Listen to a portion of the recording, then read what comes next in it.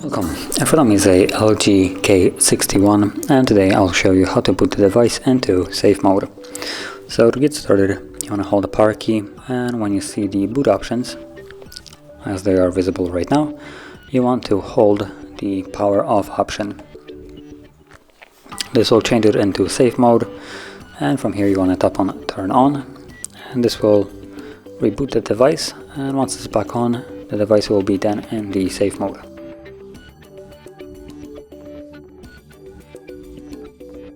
And as you can see now that the device is back on, let me quickly put in the pin for the SIM card.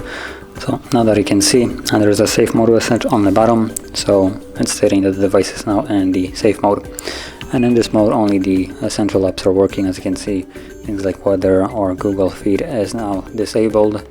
So yeah, from here you can test if your device is having a problem based on your operating system, or just the device has some kind of component broken inside of it. And also, once you finish with this mode, to leave it, all you need to do is hold power key and select power off and restart, and once it's back on, it will be then back in the normal mode.